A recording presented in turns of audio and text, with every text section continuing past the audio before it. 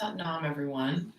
I haven't done a yoga video in, I don't know, maybe like 2 years, but I was just sitting down on my day off to do some yoga, and I thought this was the perfect time. So I'm going to try and stick with this time. I'm going to try and do Monday. I'm going to see what time works best. I'd like to do sunset.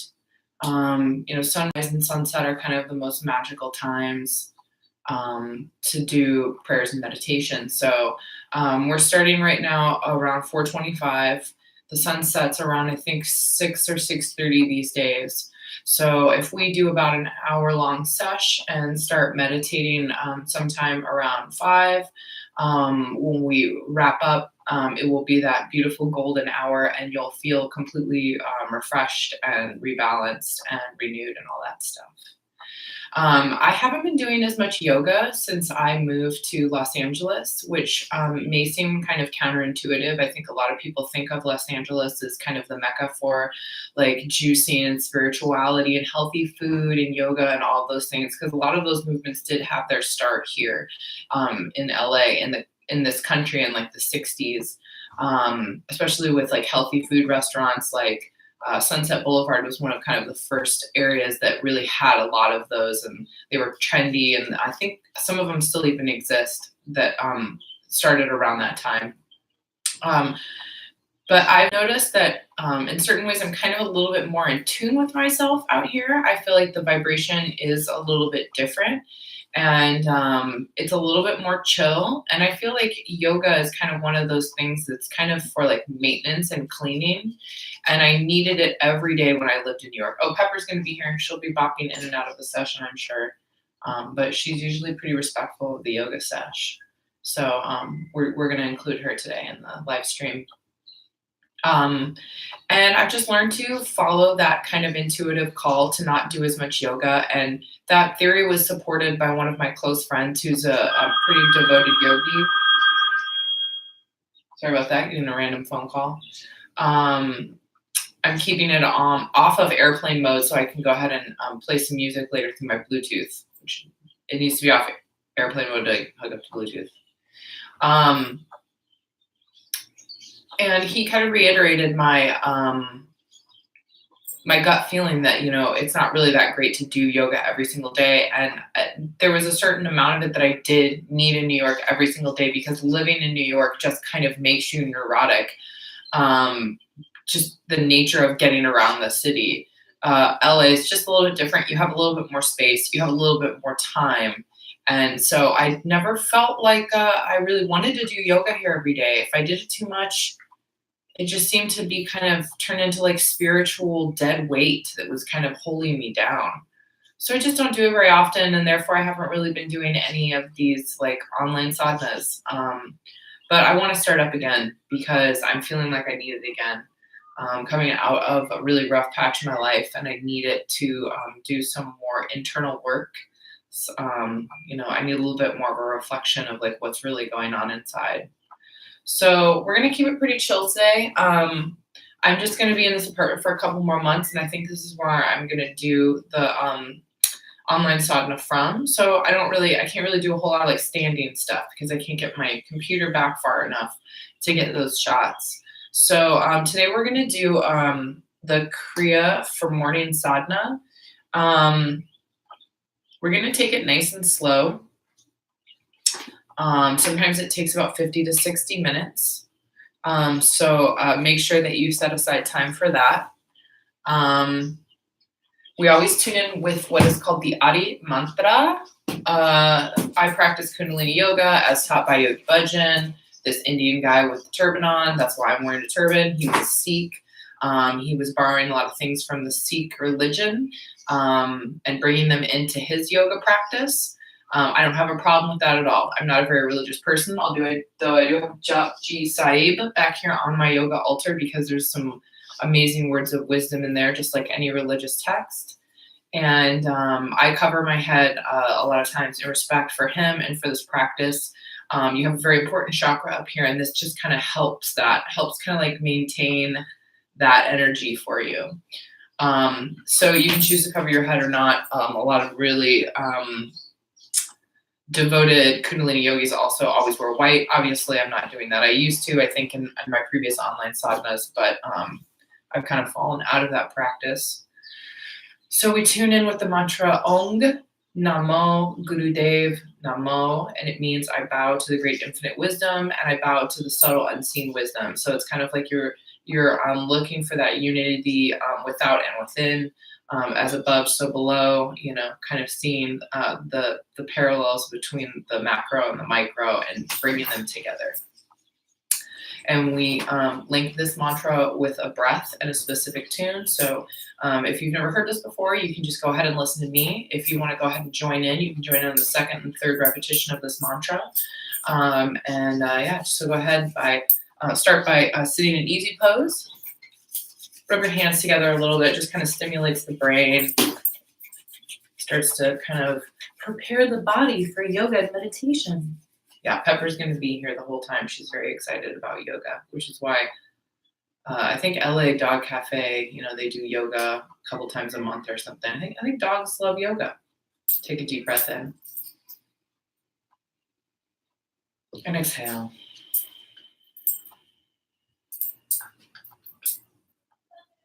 Take a deep breath in, centering yourself. Exhale, let it all go. One more time. Inhale, let the universe create you. Exhale, create the universe. And inhale to begin chanting. Om Namo Gurudev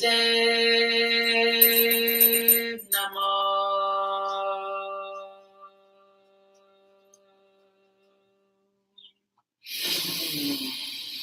Om Namo Gurudev Namo.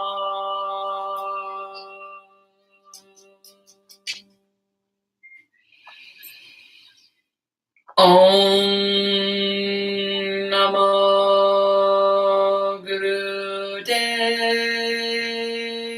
Namo.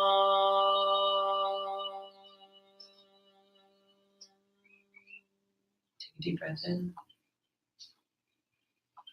Suspend the breath with no tension.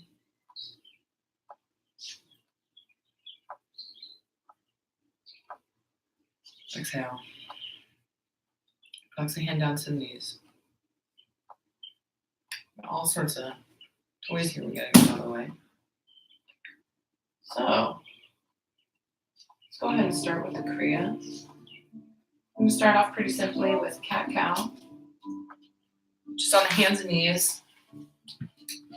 Wrists directly below the shoulders, knees directly below the hips. If you have any pain in your wrists or knees doing this, you can also just sit back on your knees, or you can sit in easy pose and just do a spinal flex while we do cat-cow. So you're going to inhale, bring the head up, chest forward, drop the stomach. Exhale, round the back, dropping the head. Start up slow. Just stretching completely. Linking the breath with the movement. Try to clear your head of most other thoughts and concentrate at the brow point. Just focusing on the breath and the movement, loosening up the spine, hips, shoulders, neck. You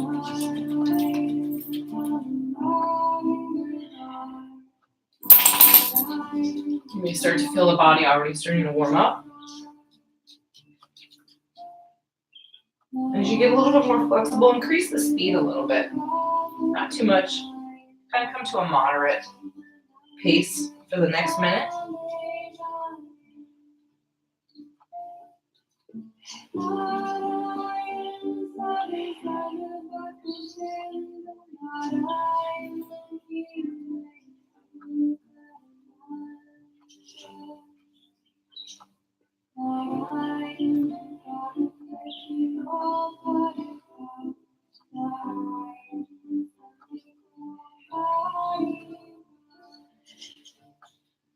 Get a nice steady rhythm here.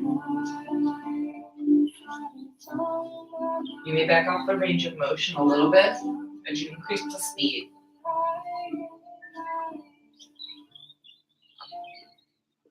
If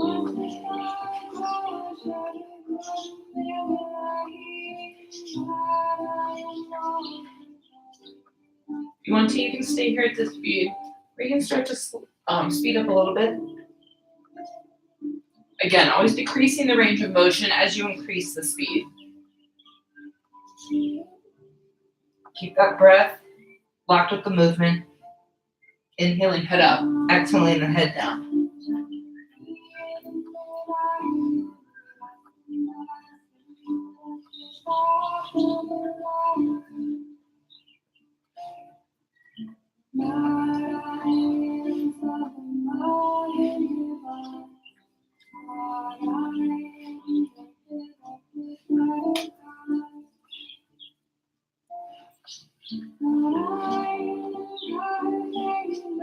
"15 more seconds.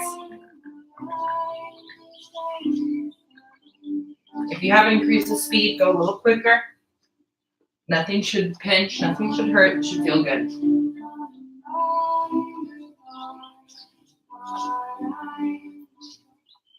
Now inhale forward, stretch, hold.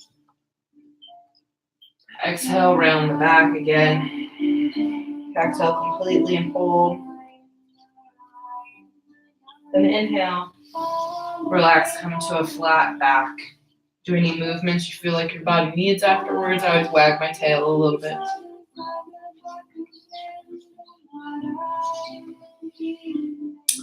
So the next thing we're going to do is a modified cat-cow.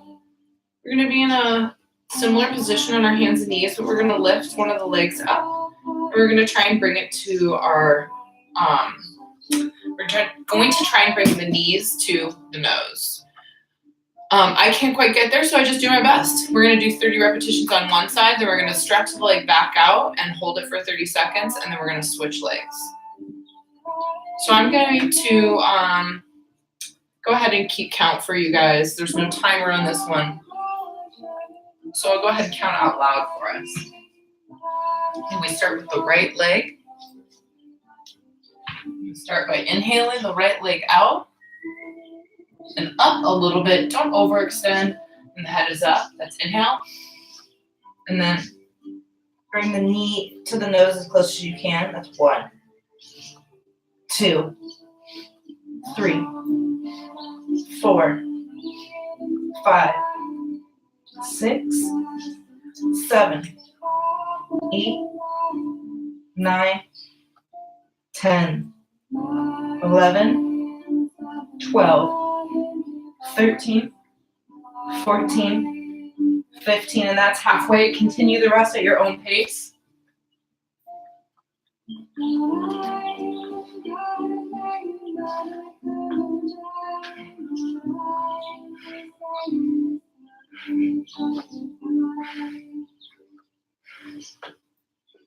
"28, 29, 30, and when you reach the last one, stretch that leg out and hold.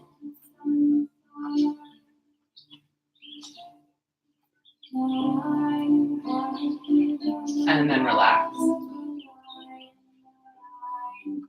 And come back and sit on your heels for just a second, just to catch your breath. You may notice that the supportive leg is actually a little bit more sore after that exercise than the active one.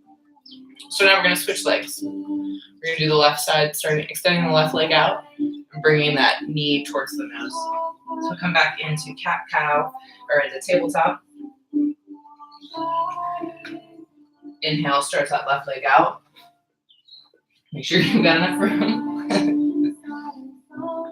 And 1, 2, 3, 4, 5, 6, 7, 8, 9, 10, 11, 12, 13, 14, 15. Continue at your own pace.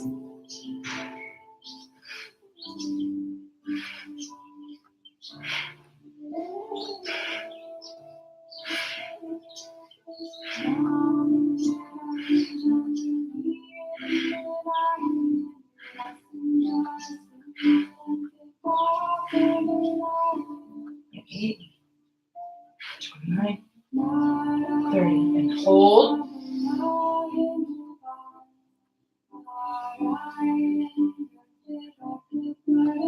And relax.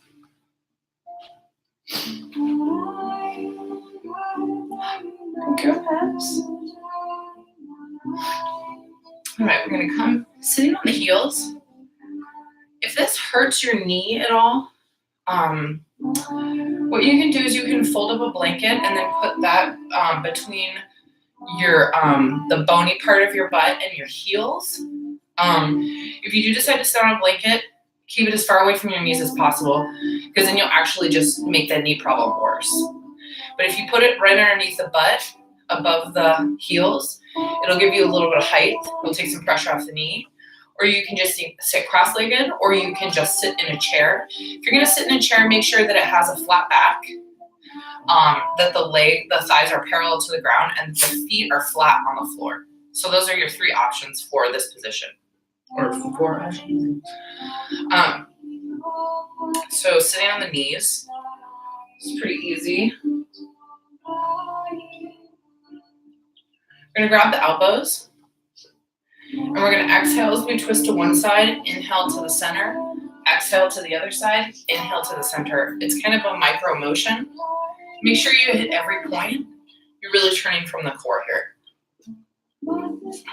So exhale, inhale, exhale, inhale.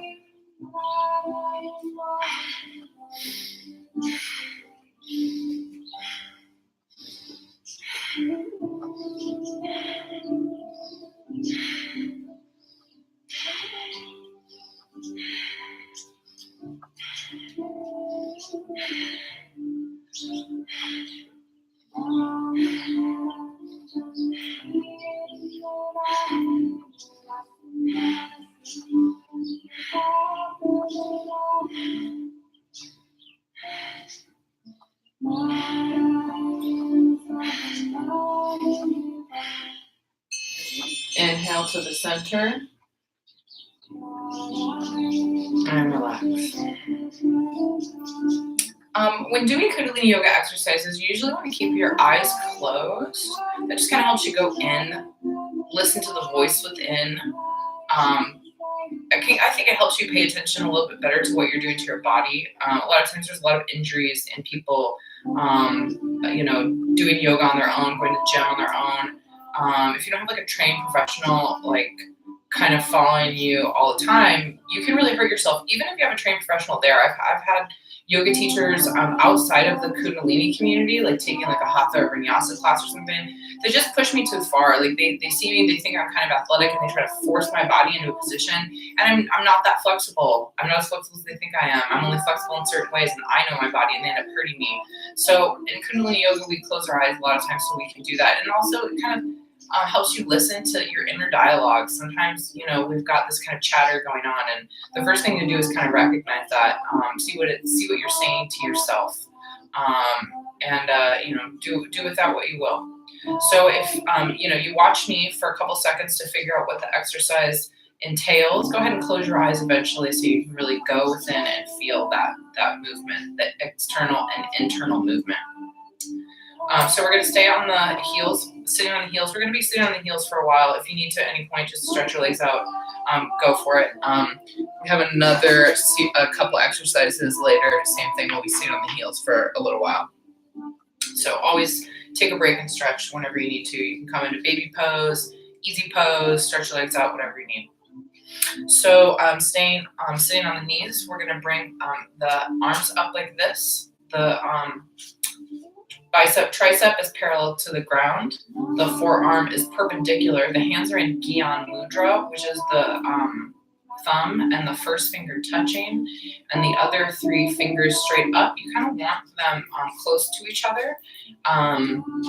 You want a little bit of energy and intention in your hands. You don't want them super stiff, super rigid, and you also don't want them like super relaxed, days full, and sort of flopping all over the place. So come up into a nice strong position, and we're going to twist to the left and inhale, and then twist to the right and exhale, and we're going to do that 70 times.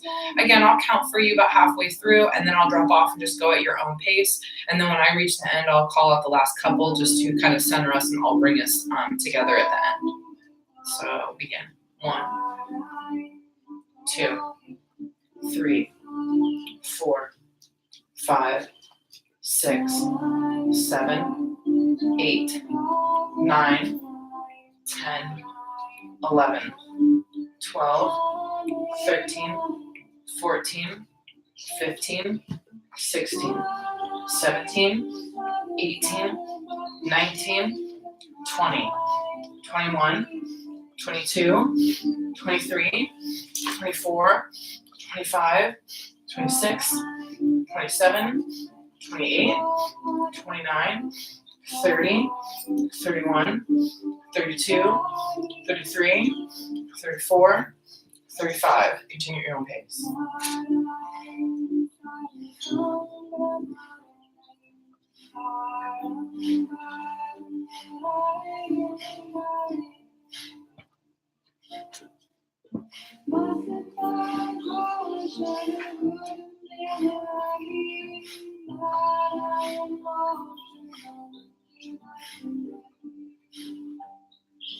Check in with your arms. Make sure the angles are still there.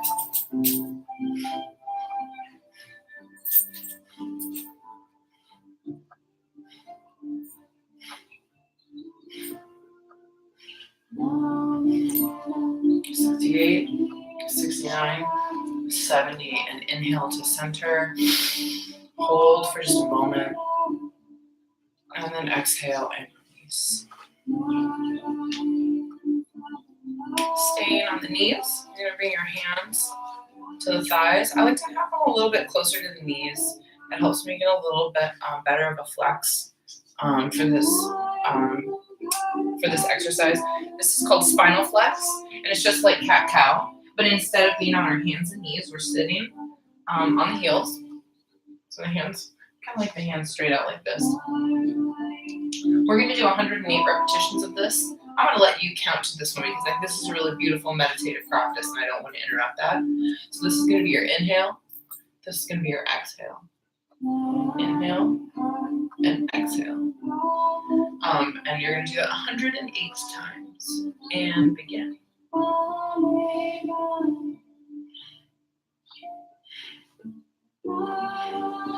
Go at your own pace. Do something that feels natural and comfortable for you. You don't want to go too slow. It starts to get a little too dramatic.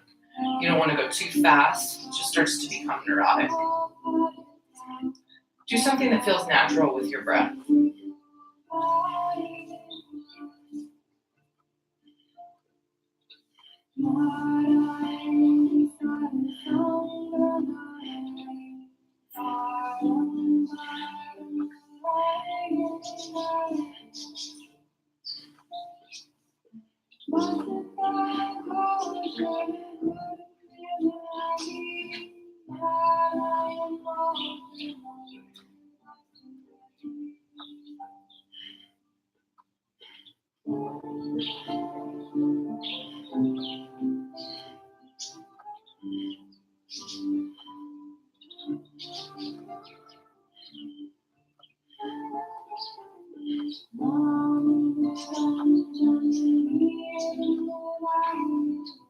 You should be about halfway there.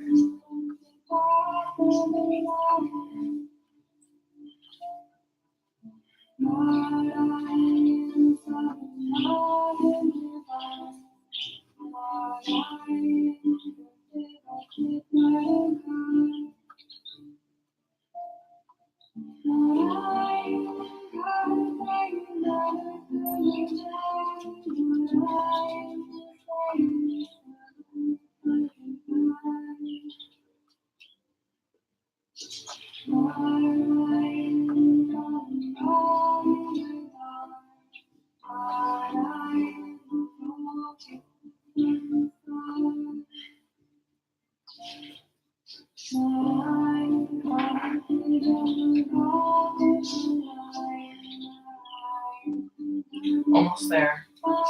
Make sure to keep that head steady, shoulders steady, legs steady. Just flexing that spine back and forth. Just a couple more.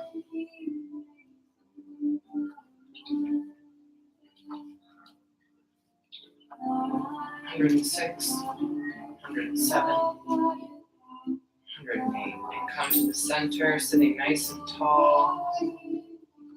Inhale. And exhale and relax. My apologies. You're not going to see the top half of me for a while. We are going to do some forward bends. So go ahead and come standing. Take your time getting up. Just kind of rock forward on your knees. Curl the toes under first. Maybe kind of flex the feet. Stretch the feet out. Then just come up on the balls of the feet, stretching out the ankles a little bit. Slowly straighten the legs. As you drop the head. Shake your legs out a little bit. And then slowly roll up. If you have low blood pressure, you want to take this really slow, and you want to hold that root lock, which just means clenching the sex organs and the anus, just to kind of keep the energy coming up. So once you're standing, shake your legs out a little bit. Stretch your dog's butt a little bit with your foot. If you get a doggy doing yoga with you. Do we have a doggy doing yoga with us? Does she want belly rubs? Yes, she does. All right, we're going to do forward bends. We're going to do 30 of these. So standing up nice and tall, have your feet about hip width apart, which is just two fists put together like this. You're going to put that between your feet. That's hip width. I've been really stiff these days because I've been doing more hiking than stretching. So when I come down to bring my hands flat on the ground, I want to make sure to bend my knees a little bit to protect my back, right? I don't want to be rounding my back too much while I'm doing this. So when you're coming and standing straight up, you're going to have your arms straight up in the air as well, and your hands flip back so that the palms of your hands are facing the ceiling, all right? And then when you bend forward, keep those palms flat, and we're going to hit the ground. Just give it feel it, really feel it. You don't have to punch it or anything, but it's not just a tap. Like, you want to make contact with the floor, so all four, two hands and 2 feet are flat against the floor when you do this. So we'll begin 1, stretching up. 1. Exhale as you come down. 1, 2,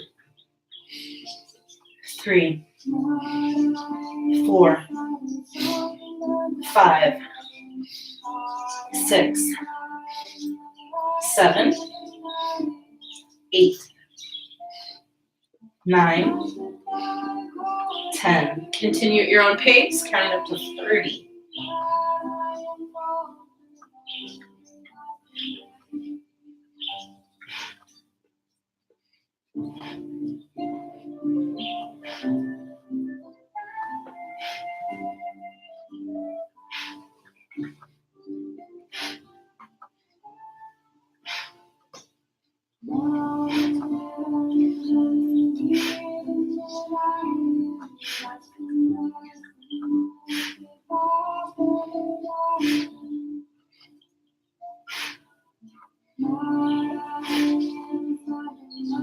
$28, $29, $30. Hang for just a second.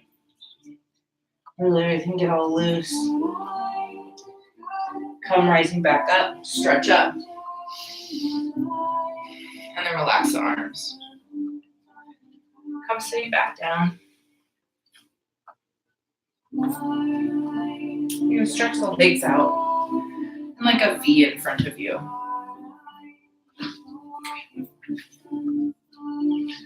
Stretch them as far as you can. And the instructions say to put your hands on your ankles or toes. I can't do that. So I actually just keep my hands at my knees for this exercise. And you're going to come to the center, sitting up nice and tall. This is your inhale. Then you're going to turn to the left leg, exhale and bend down. You're going to inhale back to center. Turn to the right, exhale, and bend down. We're going to continue that motion for 2 minutes. Inhale, exhale. Inhale, exhale right. Inhale, exhale left. Inhale, exhale right. Continue at your own pace. Trying to keep your back moderately straight, including up to the crown of your head. Don't round the shoulders and let the head come down too far unless your whole entire back has that range of motion.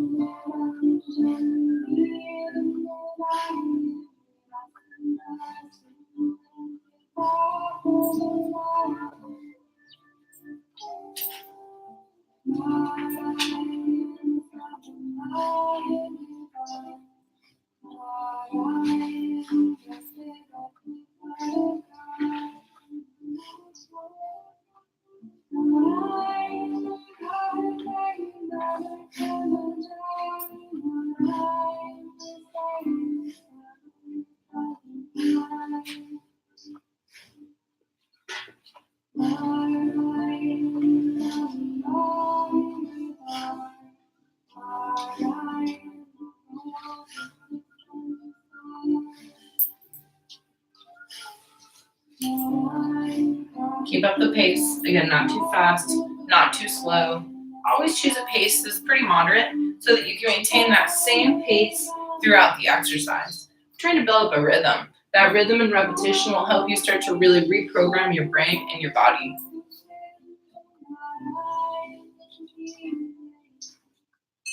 Inhale up to the center. And now you're going to kind of try and bring your legs a little bit farther apart. So move each leg out, maybe just another inch or so. And we're going to continue that same motion. Inhale, exhale, inhale, out, exhale. You may feel you're a little looser from the beginning of this exercise. And you can see why Yogi Bhajan has us go ahead and stretch the legs out a little bit further than we did before.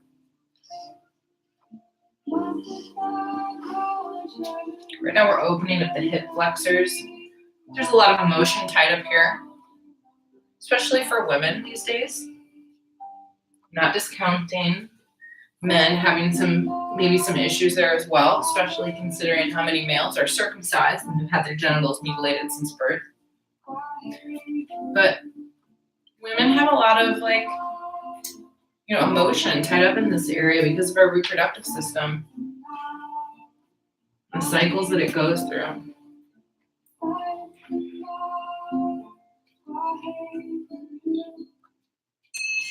Inhale to the center.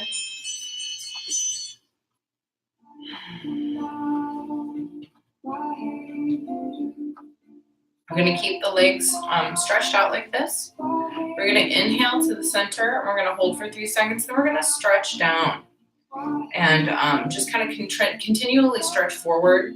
Again, this is saying to keep our hands on our toes. That's just a little uncomfortable for me. I like to keep my hands on my shins for this one because I can lean just a little bit farther and then brace myself, give myself a little support there. So inhale, straight up, stretch. Slowly come forward, bending at the hip, trying to keep that back straight, keeping the head in line with the back. Shoulders are relaxed though. And just keep stretching forward. I like to kind of bounce a little bit. I feel like it helps me keep stretching. It helps me keep going forward.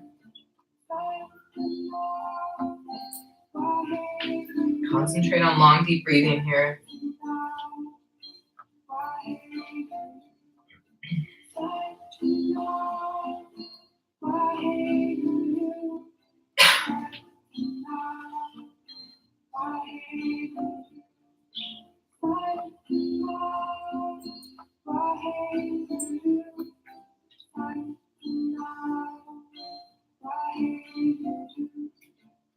Feel that stretch on the inside of the thighs. Now go ahead and round the neck and the back. Come all the way forward, stretch as much as you can, and then slowly come up. Now we're going to bring the soles of our feet together.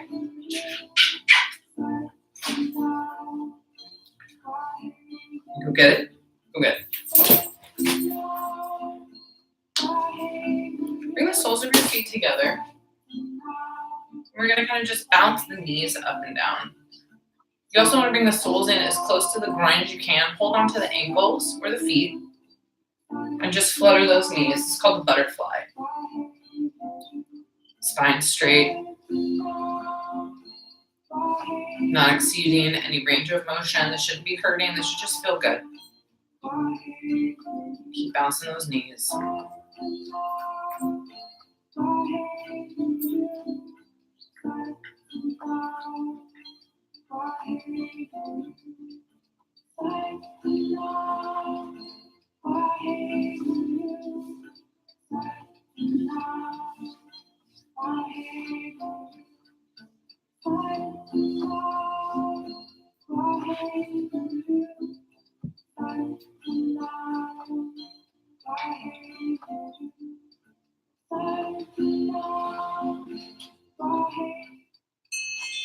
Staying in the same position. Still holding the ankles or the feet. Gonna exhale and come forward. Inhale up. Coming down as far as you can comfortably. Come in standing up as straight as you can on that inhale. Inhale, exhale. Inhale, exhale.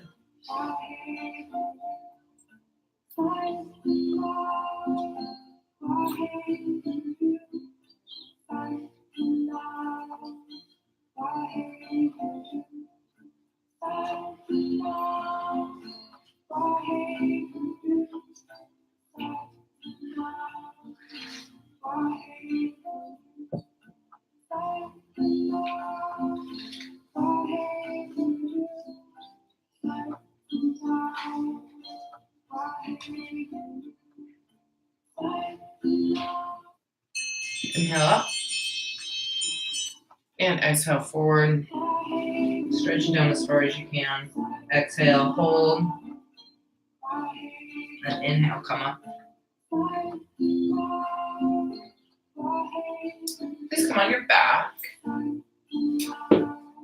Bring your knees in towards your buttocks.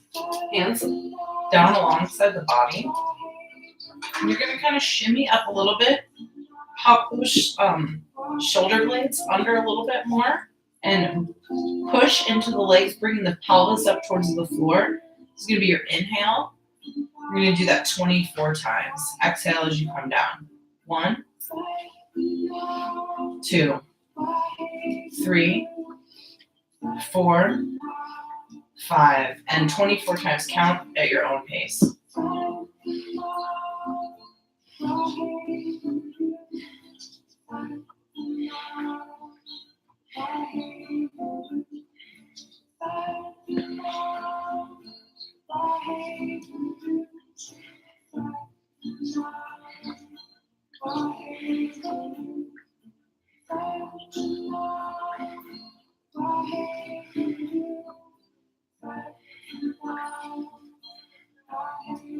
Three, 24, and hold. When you come up on that last one, inhale, hold, exhale, and release slowly. Bring the knees into your chest if you need, just to stretch out that lower back a little bit. And then either push yourself to the side, roll to the side, push yourself up, or go ahead and roll back up.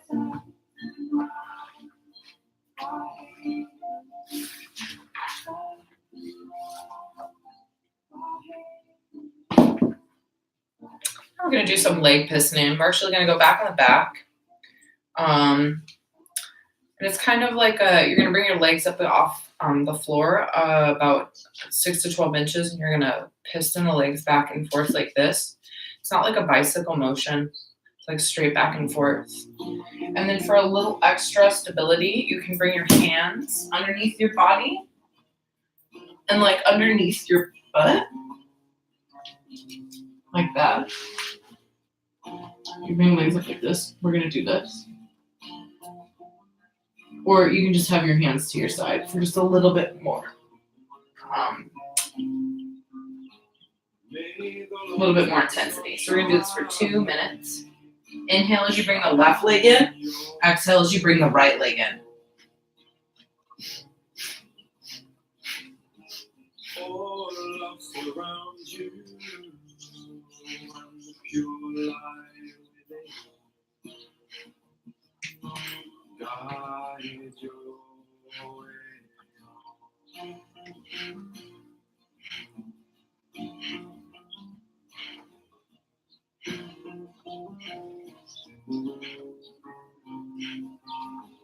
May the Lord's sunshine shine upon your soul.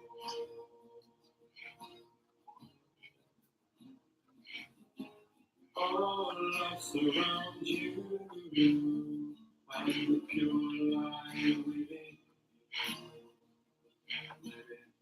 Doing great. Keep up. About halfway there.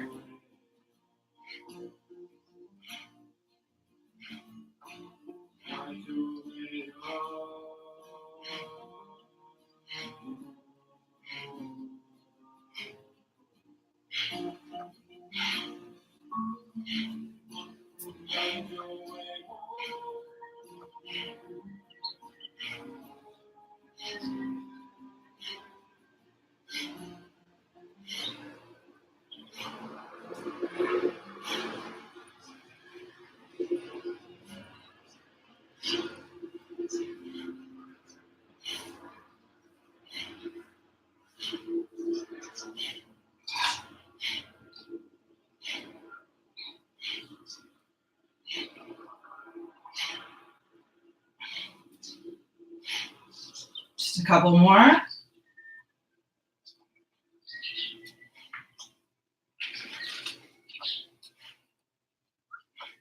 Inhale both legs straight out and hold. And then relax. We're just going to have corpse pose here for just 1 minute.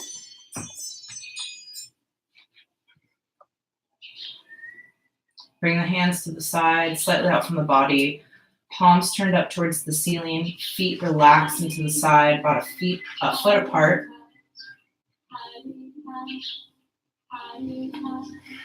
Just lay here, rest, and catch your breath.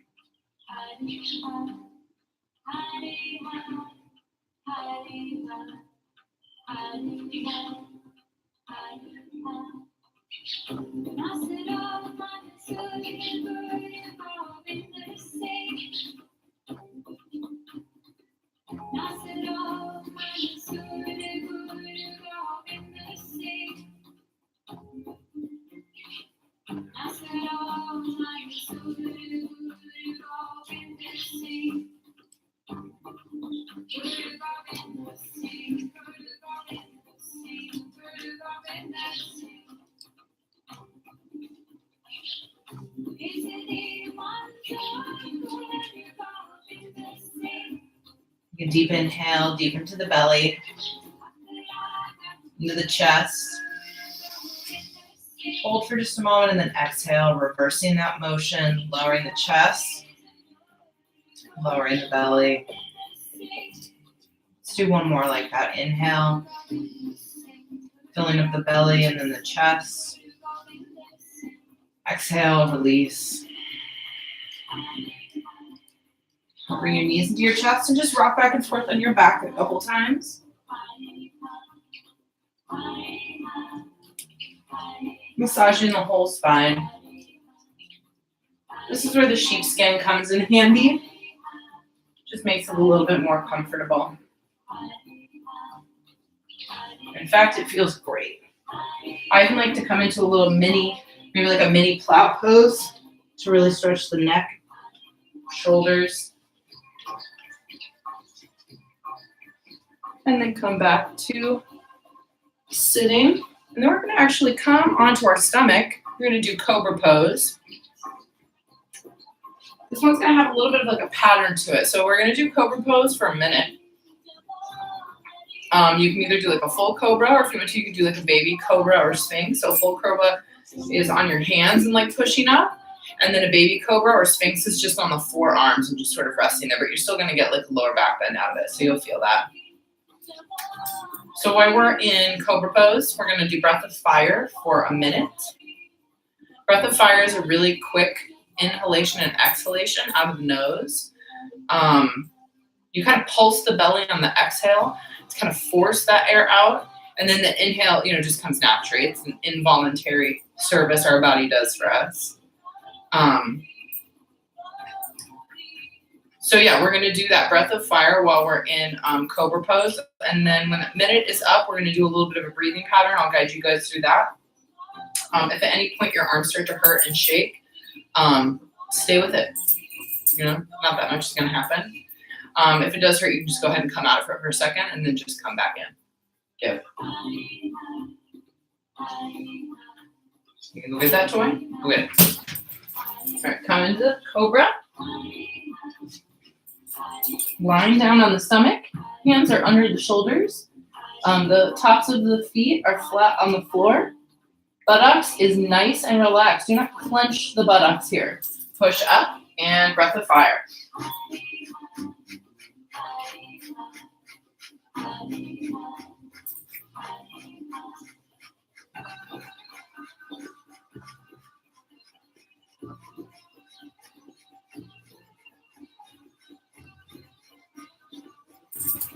Shoulders relaxed, chest out, chin up.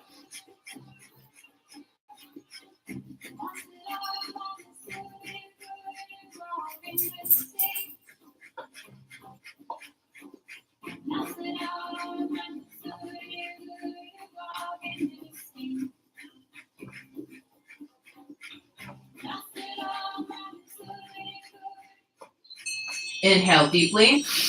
Turn and look over the left shoulder. Exhale to the front. Inhale, look over the right shoulder. Hold. Exhale to the front. Let's do that cycle one more time. Inhale. Exhale to the center. Inhale.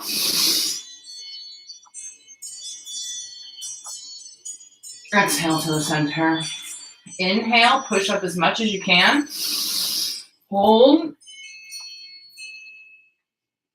Exhale and release. Just rest on the stomach for a minute if you need.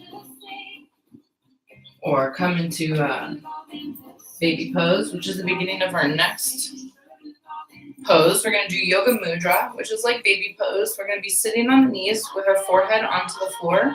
We're going to interlace our fingers behind us and then stretch the arms up. Do this to the best of your ability. You'd rather have a bend in your elbow than a bend in your wrists. If you have any jobs where you do a lot of manual stuff with your hands and wrists, you're going to want to protect your wrists in this pose. For a long time, I thought I could do it, and my wrists were like this. You want to bring your hands together.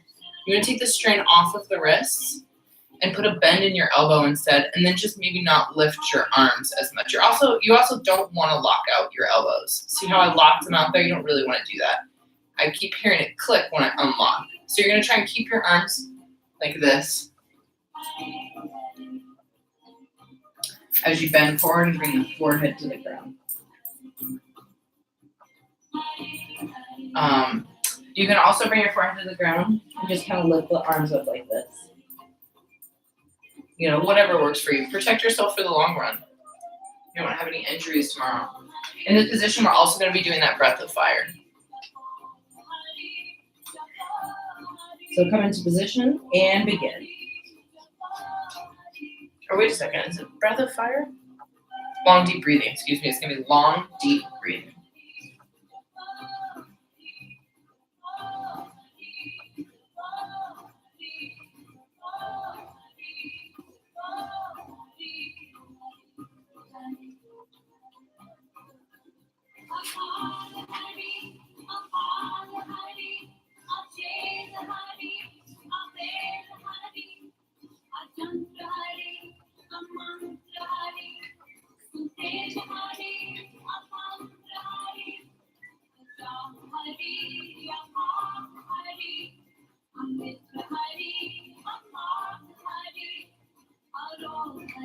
No strain here, no tension.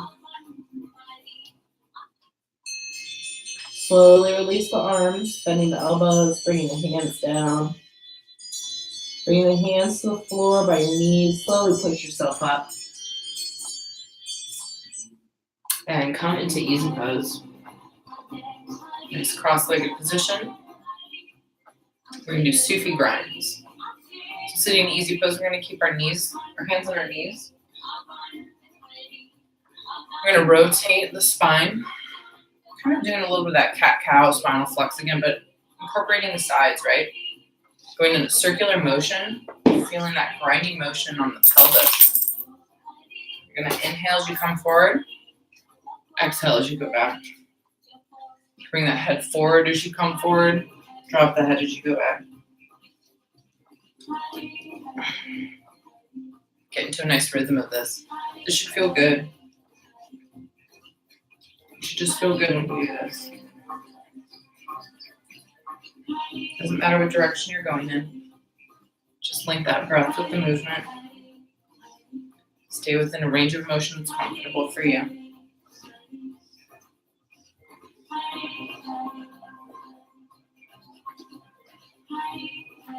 Close your eyes, go in. Feel that Kundalini energy. Go ahead and reverse the direction. So if you're going to the right, now go to the left, vice versa. Still inhale, coming forward. Exhale, going back.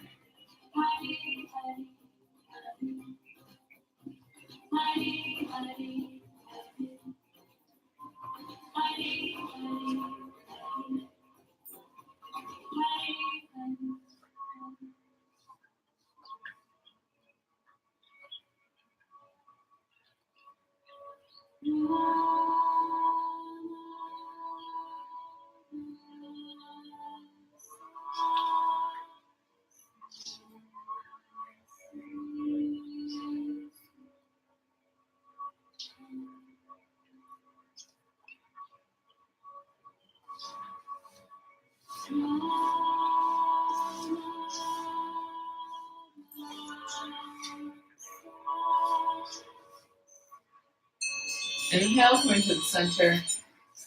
Sitting nice and tall. Exhale and relax. I feel like my turban's getting a little messed up. I'm going to redo it. I just want it a little tighter.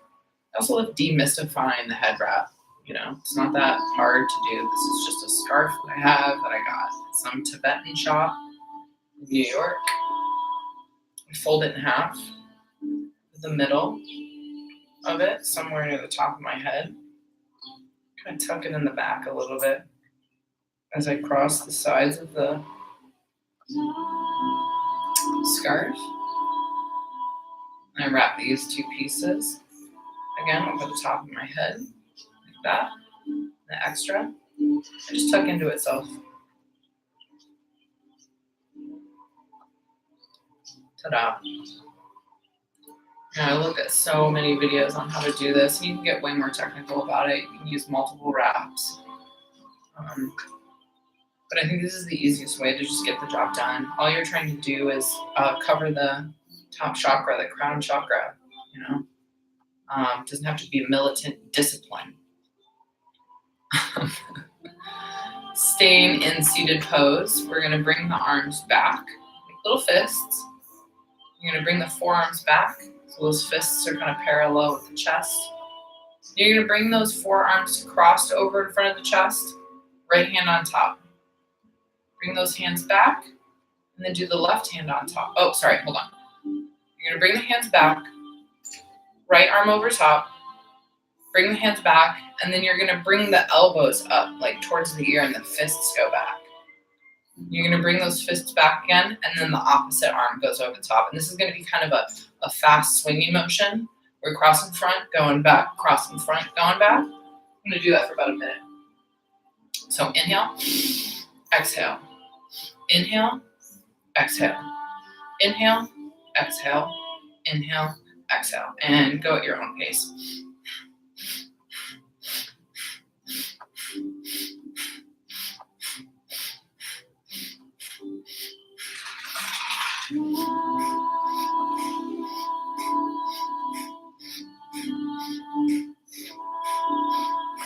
it's a little confusing at first, don't worry about it. A lot of these Kundalini yoga moves, they take a lot of like brain power too while you're doing it, and you may mess up. You'll get better with time. It'll become second nature. So if this is your first time doing it, just try your best. Keep coordinating that breath with the movement.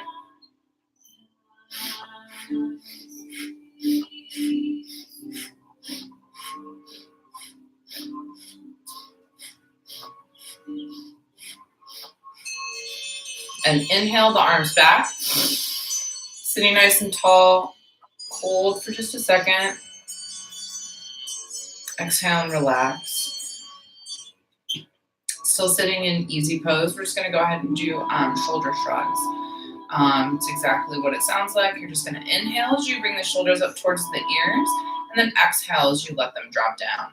Again, this shouldn't hurt. This shouldn't pinch anything in the neck or shoulders or on the arms. So if it does, just minimize the motion a little bit. Just do whatever feels right for you. We're going to coordinate the breath with this, inhaling and exhaling. And again, you're going to go out at your own pace. I'm going to count in my head and then count down when I get near the end. And then we'll all wrap up together by inhaling and holding our shoulders up for 5 to 10 seconds. So we're going to do this 108 times. I'm just going to count to myself. If you want to go slower, then just go ahead and end with us so we can just all end on the same inhale. So inhale, exhale.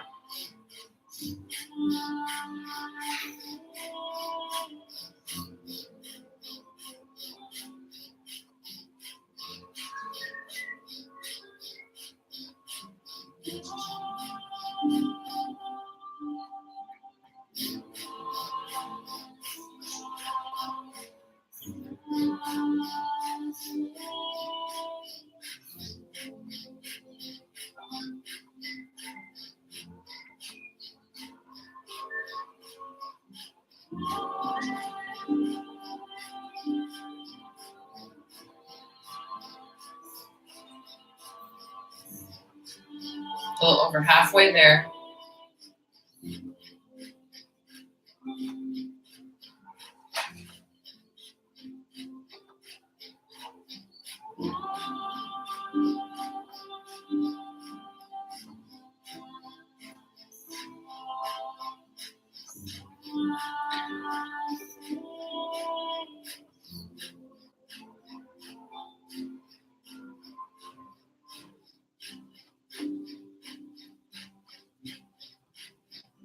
And center, 108. Inhale up, hold, exhale, relax the shoulders, maybe roll them back a couple times, roll them forward. In all Kundalini yoga exercises where we're sitting like this, you always want to kind of keep your torso as straight as possible. And don't exaggerate that in any way. You just want to imagine that like a string is coming out of the top of your head and just sort of like pulling you up towards the ceiling. You want your shoulders relaxed. You want your chin level with the ground. A lot of people kind of live like this. A lot of people kind of live like this, right? Kind of like too out there, and then kind of like too like shy and like hidden and guarded. So we're looking for kind of that middle, like kind of neutral, position. Now we're going to do some neck rolls where we're going to just gently roll the head in one direction, and then we're going to go in the other direction. So we want this to be a very deliberate movement. The neck is very delicate. So again, stay within a range of motion that feels comfortable for you. You're going to you're going to start by bringing your chin down to your chest. You're going to bring the right ear to the right shoulder. You can bring the head back. And then the left ear to the left shoulder. And chin back down to the chest. Just continue in this direction. Going as far as you can. Trying to make contact with each one of those 4 points. But making it like a fluid motion. You can coordinate the breath as well.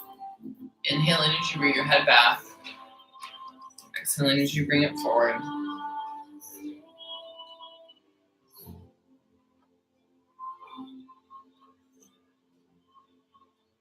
Make sure to check in with those 4 points. Sometimes I see a lot of weird stuff going on. in yoga classes. People just like drawing circles on the ceiling with their nose. Like, they're not even doing anything. They're just doing this weird thing. So now we're going to go in the other direction. You're going to bring your chin down to your chest, left ear to the left shoulder, head back, right ear to the right shoulder, chin forward. Continue in this direction.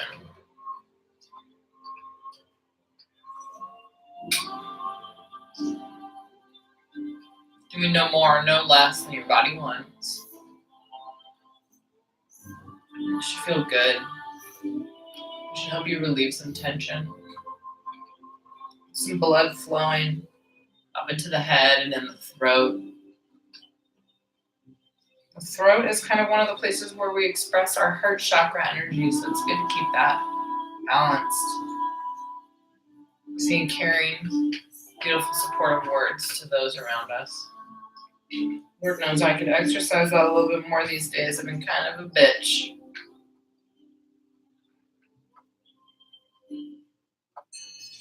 Let's do one more rotation.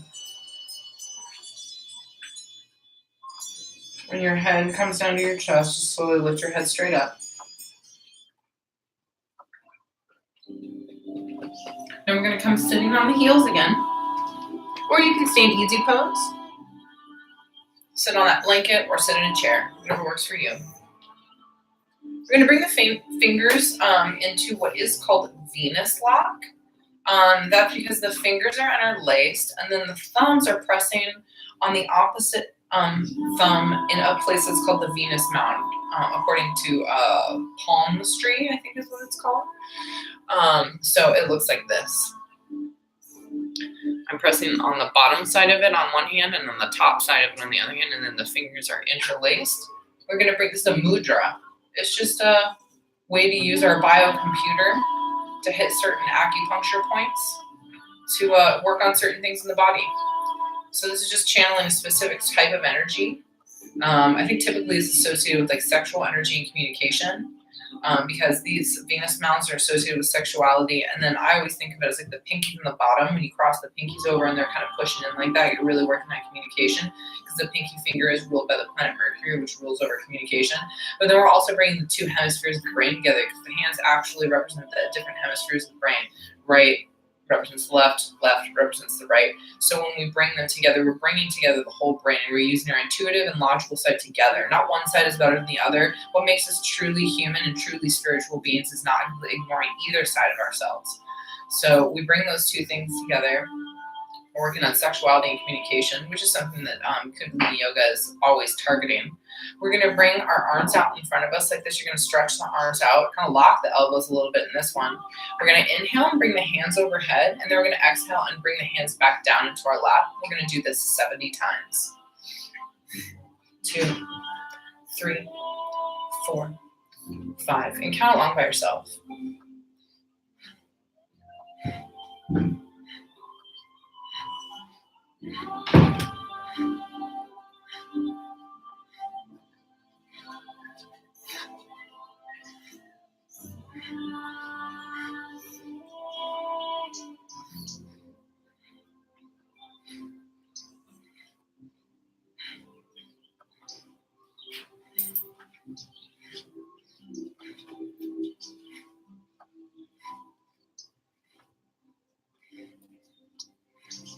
Should be about halfway there.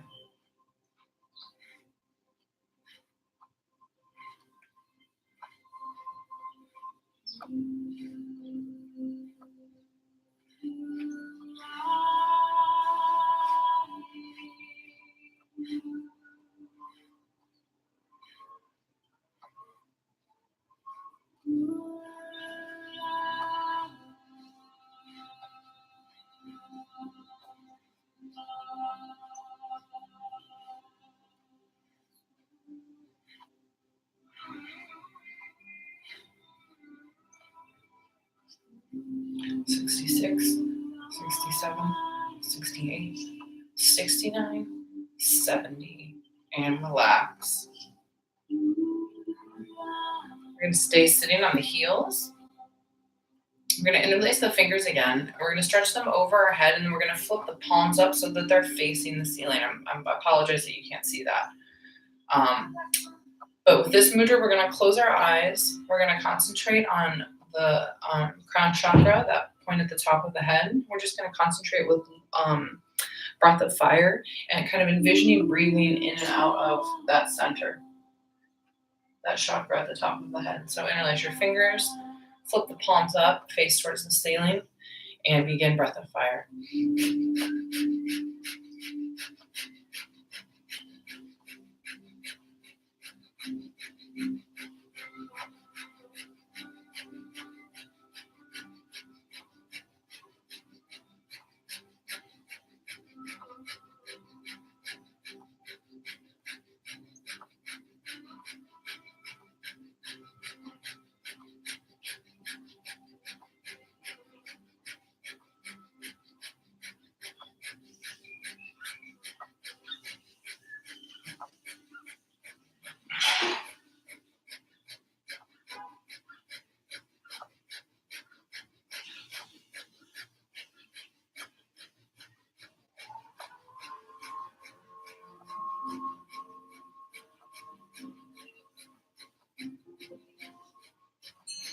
Inhale, hold for just a moment. Exhale and release.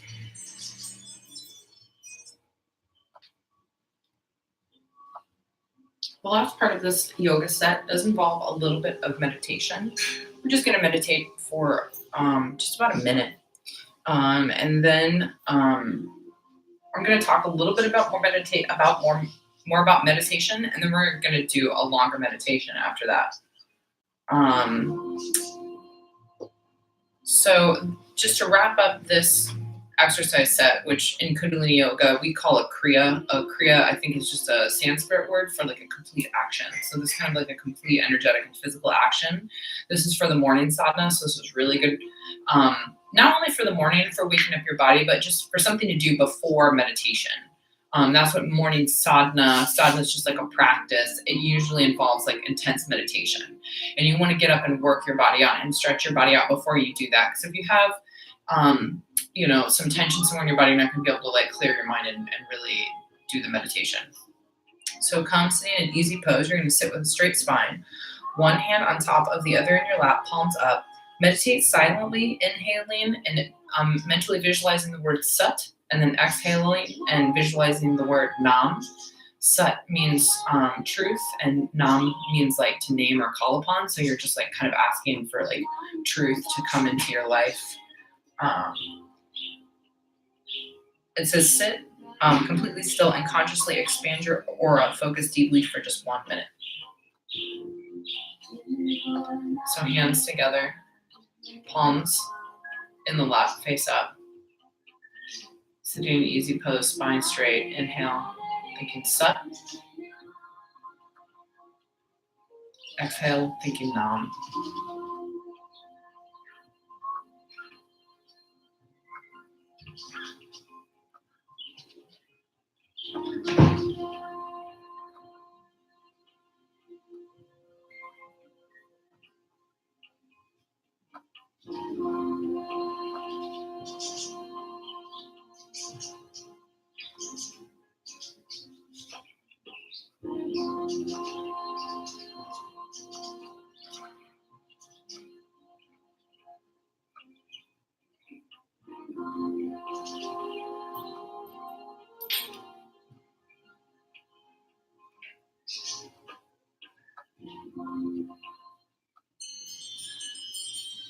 Inhale, hold, exhale, and relax. Slowly open your eyes.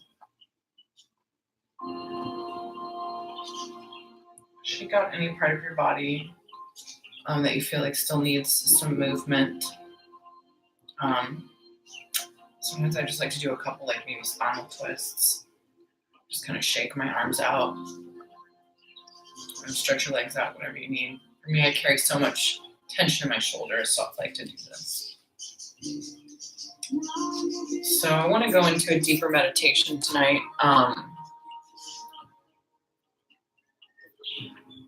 It's 5:30. So I've been doing yoga for about an hour and 10 minutes. It takes a little longer when I explain everything. But if you were just doing this from the book by yourself, you could probably bang it out in about 50 minutes. And you can shorten any of the exercises that you want to fit your needs. So in this training manual that we got for level 1, the meditations are divided up into 2 sections. There's meditations with and without mantra. Today I want to do a meditation without mantra. I've been having a resistance to mantra myself. And again, it was just one of those things I didn't quite know why, but I just was listening to that inner voice. I did a lot of meditations when I was in New York under the supervision of an experienced teacher. I did a lot of 40, 90, and 120-day commitments where I would choose one meditation and do it every day for the same amount of time at approximately the same time of day. And for a while, I was like on a roll. I was doing tons of them. I remember like the first time I went past like 120 days. I think the next amount of days is like 1,000, and I never made it to 1,000. But I did make over 120, and kind of got a little bit of ego for that. You know, I was like kind of proud of myself for being able to commit to that. And then I started hitting roadblocks and wasn't even able to accomplish 40 days. Like something would happen, either I would totally forget, or I would go on vacation and like not feel comfortable wherever I was, or just feel a resistance to it. So I tried to choose one that was specifically for working on commitment and the radiant body. And I think it was Long Ekankars, which is a pretty intense meditation done for 11 minutes. And I was trying to do that like at sunrise every day. And I'm a bartender, so sometimes that's kind of difficult. Like I would have to come home from work and like maybe sleep for like an hour or 2 and then wake up and do the meditation and then like go back to bed. Or sometimes on my days off, I would just kind of throw my schedule off and just kind of wake up at 4 and start my day, 4 or 5. And after a while, I started to feel like this one meditation that had mantra was making me like really sick, like not just in a physical way, but in this like energetic and spiritual way. It was making me really frustrated and angry. And it was supposed to be for like communicating with God and clarity and like all of these things. It was supposed to have like the complete opposite effect. And I told my teacher, and she told me to stop immediately. She didn't really give me an explanation about that. And I trusted her. And she was right. And I'm glad that I trusted her. And I stopped, and I had a big resistance to doing any of those committed 40, 90, or 120 days meditation. I haven't done any since. I've maybe tried like 1 or 2 times, and I don't really even make it to like 20 days. And I didn't really understand why that was happening. And then I was listening to one of my favorite YouTubers a couple weeks ago, Pockets of the Future. I think his name is Paul Romano. He's really great. He's a very spiritual dude. He does this mindfulness meditation or something like that. And he is really focused on commenting on pop culture, which I love. He's this deeply spiritual person who will make videos as to like why Full House is totally evil. And it's great. And he's currently kind of obsessed with the whole Kanye and Donald Trump circus. But he does see a lot of like the genius that Kanye West actually is. Like sometimes he is kind of going on these rants that seem pretty incoherent, but within those rants, a lot of times there's like nuggets of really interesting, important, helpful stuff. But he was talking recently about like, I guess Kanye did a stream a while ago where he went off about like mind control, and not like the more conspiracy theory kind of like MK Ultra stuff, but more just kind of like general mind control, like social media, like how it's kind of massaging you to like have an opinion one way or another without you even really noticing. And he came up with Kanye on the fly came up with some mantra in English. It was just like, you know, we will take back our own creativity, we'll take back our own mind, we'll take back our own creativity, something like that. I don't know it verbatim, but he repeated it like 3 or 4 times. He was like, this is our new mantra. This is the mantra that we should repeat. And Paul Romano starts the video right there. And he was like, look, mantras don't have the same kind of energy that they did a long time ago. In this new era, according to like the Hindu timeline, it's called the Kali Yuga. It's a very volatile time. So it kind of seems like anything that you put out there is kind of magnified so much more than you would ever expect. And so mantra is just that much more powerful. And when you're chanting it, you're kind of bringing a little bit more spiritual dead weight onto you than you really can handle. like we're really not ready for it. So a lot of mantras are basically just beckoning God to you. Like, come into my life, God, come into my life, God, I need your help, God, I need your help, God. And then when you get up every day and you repeat that over and over again,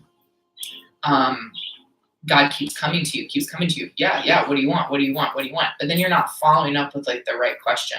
So you shouldn't be repeating kind of like the same mantra like over and over again. You should kind of be like evolving that to have this like deeper conversation with God or your, spiritual self, whatever it is, the universe, however you want to describe it. So I've been kind of avoiding meditations with mantra because I feel like they're just a little too heavy for me. So I've been way more into just meditations, concentrating on the breath. I think concentrating on the breath is just a really great way to feel connected to the rest of the universe because, as you breathe in, the universe is coming into you and helping you live and helping create you. And as you exhale, you're doing the same thing. You're releasing CO2 for plants, you're helping them grow, and you're contributing to the universe. So it's this like really intimate exchange that's like constantly going on. So I like concentrating on the breath. It helps me calm the mind, center myself, center my spirit. And I just think it's one of the most effective and fundamental meditations. So I kind of want to do a longer one because I really want to get into that zone today. If we meditate for like the next 20 minutes or so, when we're done, the sun's just going to start setting, and it's just going to be a really special time. So I was thinking kind of one of these ones for more like emotional sort of awareness and expansion. And I really like this one, meditation to know the field. It's just kind of classic, sitting in easy pose with your hands in Gyan Mudra, but there are a couple kind of specific instructions here. So sit in easy pose with the spine erect. And since we've been sitting in easy pose for a while, because the yoga set that we did was mostly sitting, grab a pillow of some sort just to give yourself a little height. It'll take some pressure off the lower back. We have directions for eye position, hand mudra, focus, and the amount of time that we're going to do this for. So the eye position the eyelids are closed 9/10 of the way. So there's just a little sliver of light coming in from the bottom. With the eyes looking downward, concentrate mentally at the third eye point. So the eyes are going to be closed, just a sliver open, looking down, but you're concentrating the mind's eye right here. The mudra is Gyan Mudra, again, the first finger and the thumb touching. The three fingers, when we were doing it earlier, they were kind of more active and touching. But when we're doing this meditation, you can be a little bit more relaxed. You can let those three fingers just kind of naturally fall wherever they are. You're going to bring your hands to your knees, palms up. The focus is keeping the spine straight. Begin releasing all the tension from the spine outward. Let each segment of the spine release and each area of the body relax. It says time 22 minutes. It will take about 11 minutes to release the tension. In the second cycle of 11 minutes, all of your intuitional capacities will be aroused. Sounds great. I'm going to go ahead and set my alarm for 22 minutes. I'm going to turn off the music too. I think it's best to do this in silence. I live in LA, so it is kind of loud. There might be some ambient noise, but just let that go ahead and float into the background. Let that become a part of your meditation. Pepper might be a little active, but she'll eventually get into the groove of things. There's no specific direction here for the breath, so just let it flow naturally, not too heavy, not too light.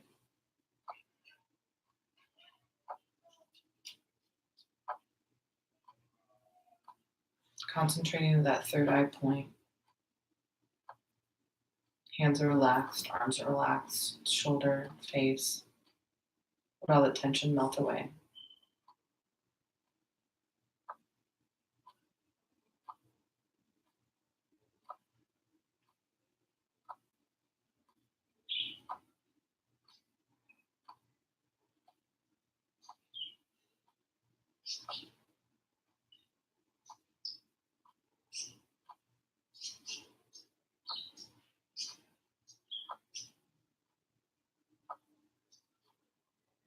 If at any point you need to move around and stretch your body, please do that.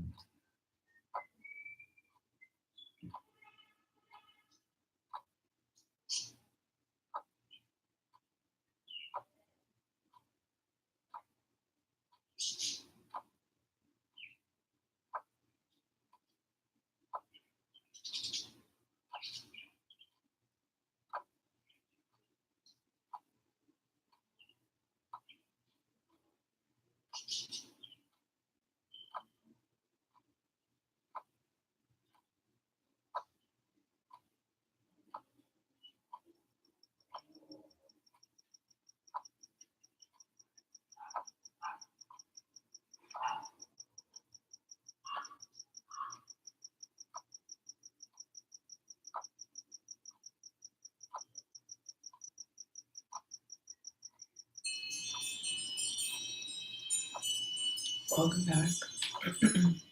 See if we have any specific questions, instructions on how to end this meditation. Just go ahead and take a deep breath in. Deep breath. Exhale. Hold the breath out.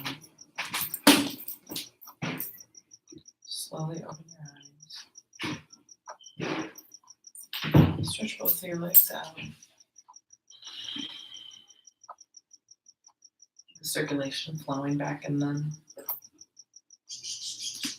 I know one of my feet fell asleep during that, so I had to stretch it out.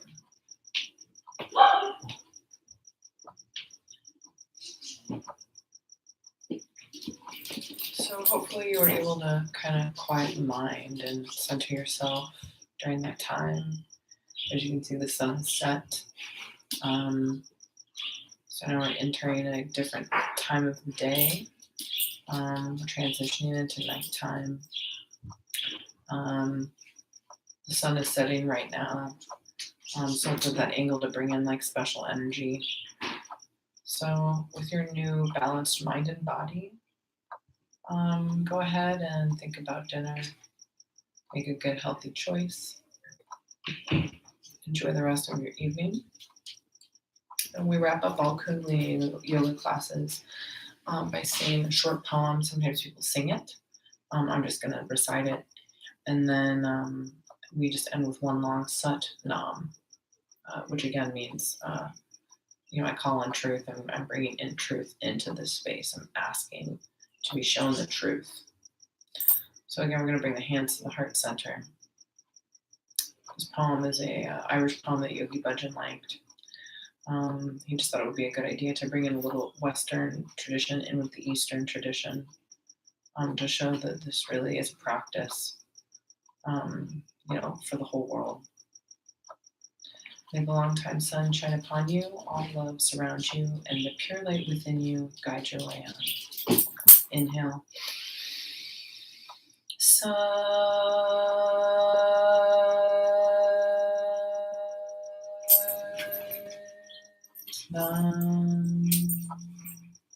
Thank you so much.